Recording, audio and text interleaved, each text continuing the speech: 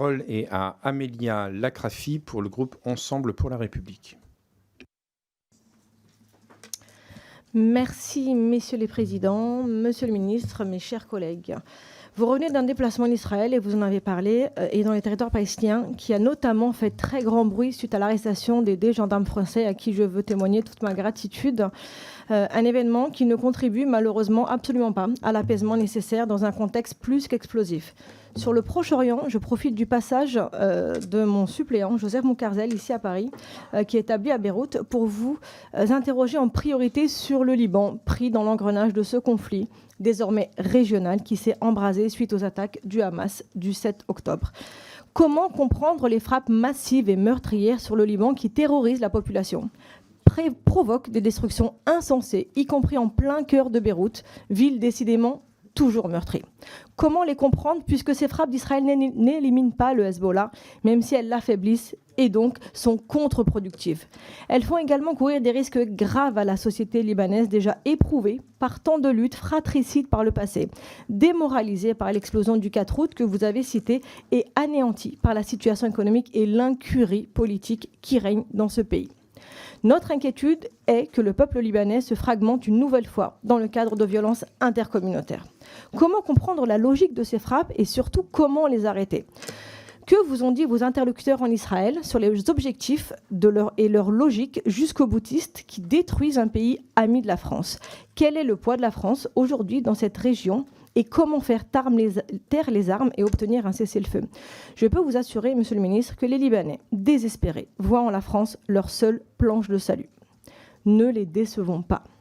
De manière plus générale, sur le plan humanitaire, je souhaite aussi vous interroger sur l'aide apportée au Liban suite à la conférence organisée à Paris il y a 3 semaines et que vous avez citée aussi.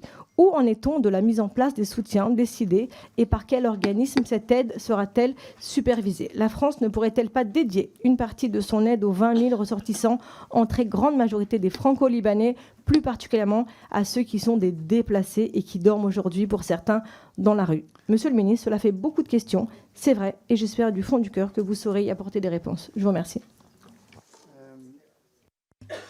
Merci, Madame la députée, chère Amélia, et je salue votre action et celle qui est menée par votre suppléant à Beyrouth. L'armée israélienne a-t-elle engrangé des succès militaires et tactiques dans ces dernières semaines ? La réponse est oui, incontestablement. Les frappes qui se poursuivent au Liban sont-elles aujourd'hui justifiées ? De notre point de vue, la réponse est non. Et nous le disons parce que nous contemplons l'histoire. Et nous nous souvenons que lorsque Israël, en 1982, a chassé l'OLP du sud du Liban, bien qu'à force de destruction, de pertes civiles, de bombardements, s'est créé un terreau à partir duquel, en dépit du départ de l'OLP, est né le Hezbollah. Il y a un moment où il faut savoir faire taire les canons et cesser le feu, et ce moment est arrivé. En réalité, nous avons déjà dépassé ce moment depuis un long moment, dans l'intérêt du Liban, mais aussi dans l'intérêt d'Israël et de sa propre sécurité. C'est pourquoi nous parlons des solutions diplomatiques que j'évoquais à l'instant, mais que nous appelons à un cessez-le-feu immédiat, parce que les violences ont trop duré. Sur les suites de la conférence qui s'est tenue à Paris, comme je le disais, nous avons déjà engagé un tiers des sommes. Nous avons fait parvenir le 1er novembre 30 tonnes de tentes, de couverture et d'autres biens de première nécessité.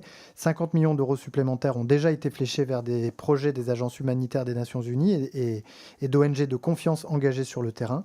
Le reste des crédits nécessaires pour tenir notre engagement, 17 millions d'euros, sera engagé en 2025. Merci.